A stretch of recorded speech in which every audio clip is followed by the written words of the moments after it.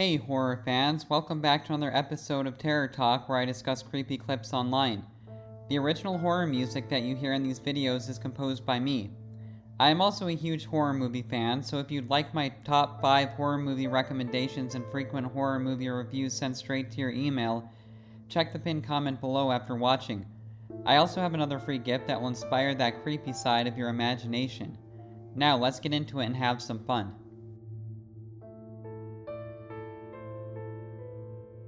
I wasn't very social in college.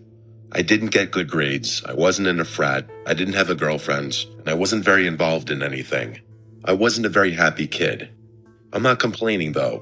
I found a loyal girl who would never stop fighting for me in my late 30s. My life is good now. We live together with 2 cats named Blue and Raz, and I'm planning on proposing soon. Like I was saying though, I wasn't in a frat, so generic frat parties were kind of off the table for me.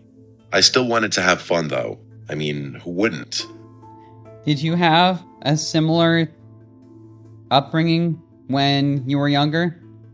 It sounds like this guy didn't have the greatest childhood. For me, I had a pretty good childhood growing up, but let me know in the comments below how it was for you. My friends Bryson and Ian were in the same boat. We spent most weekends killing time in Bryson's dorm. That being said, we took every chance we got when it came to parties. Most of the parties we were lucky enough to go to were off campus, meaning they weren't associated with any of the frats or the school itself. One time we actually drove over an hour just to go to a party. It's safe to say we were pretty desperate. One Friday afternoon, Ian texted the group chat saying the girl he was talking to knew of a party not that far away. Ian tended to attract the strangest girls. I'm sure you know the ones I'm talking about. Bryson joked that he didn't want to go to some death metal, emo anime party, which I kind of agreed with. Ian was pretty adamant though, and convinced us that this would be a normal party. It's not like we had anything better going on. Bryson convinced his brother Chris to be our designated driver. Chris didn't drink anyway, and said he'd be down for a party, so everything was looking good. As we were driving to the party, Ian started complaining about the girl he was talking to. He said she hadn't answered him in hours, which honestly wasn't too surprising considering the kind of guy Ian was. He was actually pretty torn, and said he was having second thoughts about even going, which seemed like an overreaction. We were already 30 minutes deep. Don't you just hate it when you're talking to someone and you're making plans and all of a sudden they stop talking with you? Like, pretty much right before the plans are supposed to happen? Like, that is just so rude, and that's honestly why I don't date. And I know we're not talking about dating here. I mean, I guess technically it could be a date. But, yeah, dating just gives me so much social anxiety. What about you? Because, honestly, it sucks. I'm not gonna lie, it is pretty terrible, the dating scene, and that's why I stay single. I just prefer doing my own thing. But yeah, let me know how you feel about that. But already it's a red flag for this girl to just, like, stop communicating with him right before they plan something, and I feel like that happens a lot more often than it should. So we weren't just going to go turn around and go home. We told him to suck it up and not let it ruin the night. After a few more minutes, Ian said Callista's profile disappeared from his phone altogether. We broke it to him that he had been blocked and she probably decided to go to the party with someone else. He pouted for the rest of the drive. When we reached the party, we instantly knew we'd made the right choice. The house was massive, especially compared to the rest of the houses on the block. Ian didn't want to go in just yet, saying he needed a buzz to take his mind off the situation. Bryson and I didn't object to drinking, so we told Chris to park a little further down the street so we could pregame outside the car. We killed a few of the beers we had brought with us and watched as people entered the house in droves. It honestly looked like a pretty lit party. Once Ian was satisfied with his buzz, the 4 of us started making our way over to the house. As soon as we stepped inside, I could tell something was off. For starters, all the lights were on, like there was no ambient lighting throughout the entire house. Just the bright overhead lights that you'd expect to be off at a college party. Most of the people there were very nicely dressed, not what you'd expect people to wear at a rowdy party. The scene looked more like a fancy dinner party than anything else, but maybe that's what it was. After all, we didn't really have any details about what we were walking into. We didn't look too out of place, but the clothing differences were definitely noticeable. The music was also bizarre. They weren't playing trap or hip hop or any of the usual party music. Instead, they were playing some kind of ethereal, almost druggy music. I'm not really sure what genre it was or how to describe it, but none of the songs had any words, just instruments. I guess it wasn't bad per se, but it was odd. My friends and I looked at each other, trying to make sense of what was going on. We drilled Ian for details, but he said he was just as clueless as we were. Yeah, that would be a pretty strange atmosphere to walk into, wouldn't it? Like, it's completely not what you were expecting, honestly. And how would you respond to a party like this? Would you stay? Or would you just leave? Because honestly, if I went to a party that I wasn't expecting it to be, if it felt off, like, I would just leave. But that's just me. The four of us walked around a little, exploring the house. There was alcohol everywhere, so we helped ourselves. A few minutes in, I started noticing people catching my eye and then immediately looking away. It was actually so apparent that I started wondering if there was something in my teeth. I figured I was just getting looks because of what I was wearing, which did make sense to me at the time. The four of us were honestly having a good time, despite the weird atmosphere. Actually, I take that back. Chris was pretty bored and said he was going to go smoke in his car. We figured it was because he didn't have a drop of alcohol in him. A few minutes after he left, a group of girls approached us. We definitely weren't super confident, so getting approached was a new thing. The three of them started flirting with us almost immediately, like it wasn't even subtle. They joked about an entrance fee, which I thought was funny until I saw that they were being serious. They were holding a bottle of tequila, which we definitely weren't going to turn down. Without much thought, and not wanting to appear uncool, we swigged the bottle. After that point, the six of us stuck together, drinking, talking, and occasionally dancing. It was going really well. At one point, I noticed a weird mark on Tina's neck. It was a short but solid green line that looked like it had been drawn on in Sharpie. The line was pretty thin, and I probably wouldn't have noticed it had I not been standing so close to her. I debated asking her about it, but decided against it to avoid potentially offending her. It might have been a birthmark or something like that. Once I had seen it, though, I couldn't unsee it. It just looked so unnatural, and green of all colors. Who wears green makeup? It couldn't have been a makeup smear.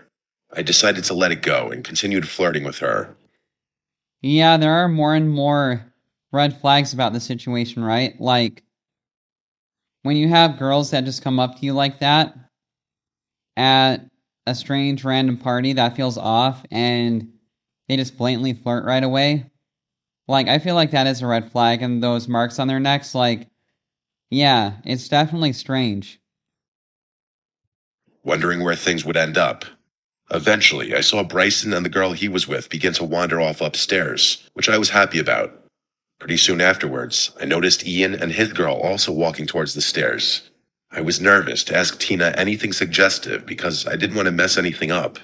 Despite the alcohol, I could feel myself getting really anxious and sweaty, so I told Tina I was going to the bathroom and that I'd be right back.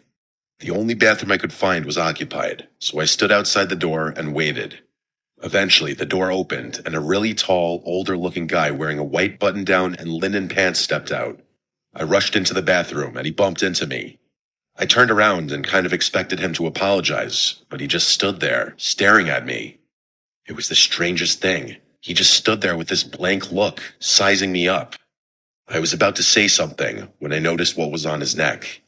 The same green line I had seen on Tina. It was literally identical.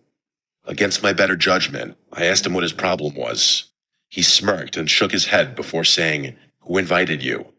Not knowing how to answer that, I blurted out Callista, the girl that had stood up Ian. He chuckled and looked up, like he knew who I was talking about. He looked back at me, his smile completely gone now. In a low voice, he repeated her name before gesturing around the party. "Do you see Callista here?" I didn't know how to respond to that, so I just slammed the door in his face, wondering what the hell had just happened. I couldn't get over what he said or that green mark on his neck. Part of me regretted not asking him more questions about what the hell was going on. I left the bathroom, looking for him. I walked past more people that eyed me up like I didn't belong. I didn't care, though. I was going to find my friends and drag them out of here. While wandering around the party, I couldn't stop thinking about that green mark. I started looking closely at people's necks, trying to see if anyone else had a mark on their neck. To my horror, I actually saw 2 more people with the green lines on their necks. They were all the same color, same length, same thickness, same everything. It was freaky. I kept looking for that guy, all the while analyzing people's necks. Most people weren't marked up, but I kept catching glimpses of green lines on various people's necks. I was starting to freak out, so I made my way to the stairs, looking for my friends. Thankfully, as I was walking up the stairs, Bryson and Ian were walking down. I urged the 2 of them to follow me, and I brought them to an empty hallway so we could talk. I briefly told them about my theory and said we had to leave immediately. They burst out laughing and told me I was just drunk. Bryson told me I was just jealous because they had hooked up and I didn't. I asked him where his girl had gone, and he told me she had instructed him to meet back upstairs in 20 minutes. Ian said his girl told him the same thing. There was no reasoning with these 2. They were riding the high of a hookup. I told them to follow me and that I'd prove that people had strange marks on their neck. Yeah, it would be super angering and frustrating to have friends that don't listen to you like that. And they're just so stubborn that all they care about is a hookup.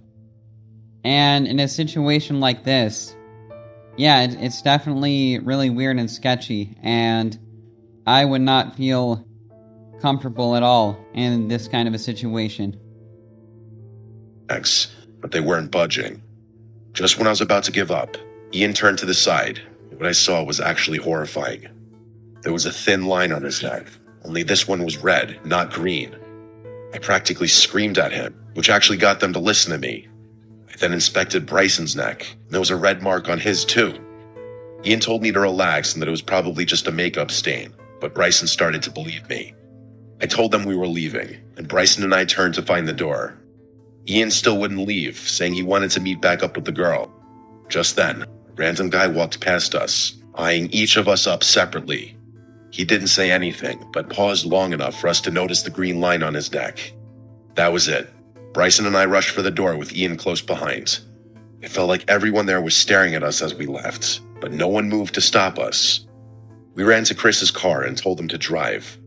As we were leaving, both Ian and Bryson's phones started blowing up. Those girls were asking why we had left. How could they have even known that? They weren't even around to see us leave. My friends blocked the girls. Everyone I tell this story to has their own crazy theory about what happened that night. I really don't know what to think about it, but I don't think I want to know what might have happened had that guy not tipped me off. Yeah, I think that with my theory, I think that it was an initiation of some sort of cult. And I feel like this happens more often than not, like people unwillingly get initiated into a cult. And I think the green marks were the lines of people that had already been initiated. And the red lines on the 2 younger guys meant that they hadn't been initiated. And I think that they were able to leave because, again, it didn't get past to a certain point. And that's just my theory. And the other people that didn't have lines on their necks, I think maybe they were just kind of there in the background. Maybe they were aware of it, maybe they weren't. But the fact that everyone was watching them as they left, I think that most people were aware of it. So, yeah, I just think that this was some kind of creepy cult initiation type thing, which is honestly super creepy. Like, this is actually a pretty cool story. But what do you think? Let me know in the comments. But yeah, I thought this was a creepy story, and I hope you enjoyed the music and the commentary. And be sure to grab my top 5 horror movie recommendations in the pinned comment below. So I will see you in the next video.